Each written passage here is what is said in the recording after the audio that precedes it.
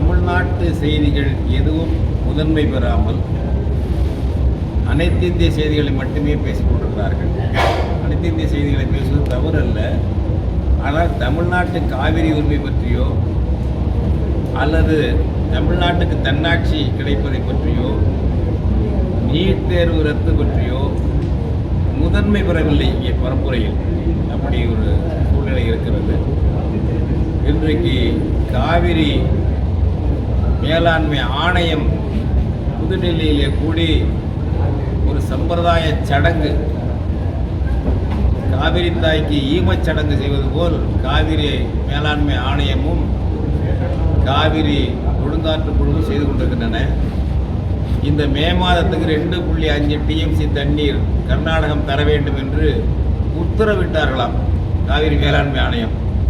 எவ்வளவு தமிழர்களை இழிவாக கேவலமாக கருதினால் இவர்கள் உத்தரவிட்டார்களாம். அதை செயல்படுத்த என்றைக்காவது காவிரி மேலாண்மை ஆணையம் முயன்றது உண்டா?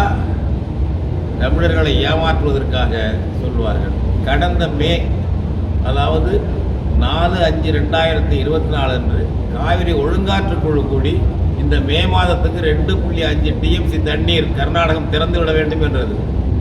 அதை திறந்து விட்டார்களா?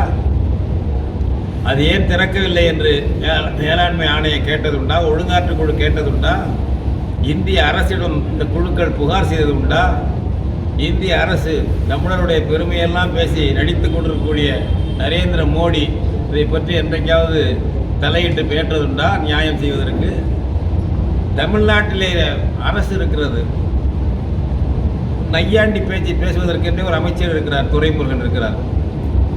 ஏதாவது ஒரு நையாண்டியாக பேசி விடுவார். நாங்கள் பார்த்துக்கொள்வோம், தெரிந்து கொள்வோம்னு சொல்லுவார். என்ன பண்ண போகிறீங்க? உங்களால் தண்ணி வாங்க முடியுதா? இந்திய அரசோட போய் பேசுகிறீங்களா, போராடுறீங்களா? உங்கள் தோழமை கட்சிகள் அங்கே இருக்குது கர்நாடகத்தில். அது இருந்தாலும் இல்லாட்டாலும் அவங்க கர்நாடகத்தோட பொல்லாப்பு வேண்டாம்னு தான் நினைக்கிறீர்கள். உறுதியாக உங்களால் வாங்க சக்தி இல்லை. இந்த காவேரியில் நாம் உரிமையை மீட்க தவறியது, உச்சநீதிமன்ற தீர்ப்பு வந்து உரிமை மீட்க தவறியதை வைத்துக்கொண்டு இன்றைக்கு துணிச்சலாக கேரளம் சிலந்தியிலே அந்த சிலந்த ஆறு, அது ஒரு துணையாறு என்றால் காவேரிக்கு தண்ணீர் தரக்கூடிய ட்ரிபியூட்டரி, வெறும் கிளையாறு அல்லது துணையாறு தண்ணி தரக்கூடியது. அதில் எல்லாம் தமிழ்நாட்டினுடைய ஒப்புதல் இல்லாமல் அணை கட்டக்கூடாது. தடுப்பணை என்ற பெயரிலே கொஞ்ச நஞ்ச தண்ணீரையும் தடுப்பதற்கு அணை கட்ட ஏற்பாடு செய்திருக்கிறார்கள். இப்போ திடீர்னு கண்டனம் என்று வருகிறது. இதை யார் தடுக்க போகிறது? இதை தடுப்பதற்கு தமிழ்நாடு அரசு என்ன திட்டம் வச்சிருக்கு? நையாண்டி துரைமுருகன் ஒரு அறிக்கை விட்டால் போதுமா? என்ன வச்சுருக்கீங்க? சுத்தமாக காவேரியை இடத்துல போகிறோம். அந்த மாதிரியான ஒரு நிலைமையில் நாங்கள் என்ன சொல்கிறோம் என்றால், போராட்டங்களை நடத்துங்க. ஒன்று, இந்திய அரசை நிர்பந்தப்படுத்துங்க, தலையிடையா இல்லையான்னு கேளுங்க. இந்திய அரசை எதிர்த்து தலையிட எதிர்க்கின்ற இந்த காவேரி மேலாண்மை ஆணையத்தினுடைய தலைவராக இருக்கார் ஹல்தர் என்ற நபர், ஒருதலை சார்பான நபர், தமிழ்நாட்டுக்கு எதிரான நபர், நடுநிலையாக வழங்க மாட்டார், தண்ணீர் பெற முயல மாட்டார். இந்த நபரை மாற்ற சொல்லணும். இந்த ஆணையம் தனக்குள்ள அதிகாரத்தை பயன்படுத்தி தண்ணீரை பெற்றுத்தர வேண்டும் என்று அதற்கான போராட்டத்தை அனைத்து விவசாய சங்கம், அனைத்து கட்சிகளை இணைத்து தமிழ்நாட்டு அரசு, தமிழ்நாட்டு ஆளுங்கட்சி முன்னெடுக்க வேண்டும் என்று கேட்டுக்கொள்கிறேன். இல்லையே இது நடக்காது. உச்சநீதிமன்றத்தில் மீண்டும் ஒரு மனு போடுறேன்னு துரைமுருகன் சொல்கிறாரு. அதனால ஒன்றும் இல்லை, சரியாக உட்காந்துவாங்க. உச்சநீதிமன்றமும் அந்த வழக்கை எடுக்க போகிறதில்லை. மாநிலங்களுக்கு இடையில் பிரச்சனை. நம்ம வம்புன்னு எடப்பாடி காலத்தில் போட்ட வழக்கை எடுக்கவே இல்லையே. காவேரியில் அணை கட்டக்கூடாது, மேற்கேத்தாட்டில் இருந்து போட்ட வழக்கு, தடை கட்ட வழக்கு, அது எடுக்கவே இல்லையே உச்சநீதிமன்றம். நமக்கு ஏன் வம்புன்னு ஒதுங்கிது உச்சநீதிமன்றம்? எனவே அரசியல் ரீதியாக போராடி அனைத்து இந்திய அரசை எதிர்த்து போராடுவதற்கான ஒரு முன்முயற்சியை ஆளுங்கட்சியும் ஆளுகின்ற அரசும் தமிழ்நாட்டில் எடுத்தால்தான் ஏதாவது நமக்கு நகரும் என்ற கோரிக்கையை நான் வைத்துக் கொள்கிறேன். இப்போ இந்த இஸ்ரேல் பாலஸ்தீன போரை வந்து ஒரு இனப்படுகொலையை அறிவிக்க சொல்லி ஐநாடு சொல்லியிருக்காங்க. அந்த இஸ்ரேல் அதிபரை வரையும் கைது செய்ய சொல்லி ஒரு தீர்மானம் போட்டிருக்காங்க. ஏற்கனவே ஒரு இனப்படுகொலை நம்ம இலங்கையில் நடந்தப்போ அந்த உலகமே வந்து கை கட்டி வேடிக்கை பார்த்து, இப்போ இதுவும் அதேமாரி சூழ்நிலை இருக்கான்னு நீங்கள் பார்க்குறீங்க? இதில் தான் நம்ம தமிழர்கள் புரிந்து கொள்ள வேண்டும்.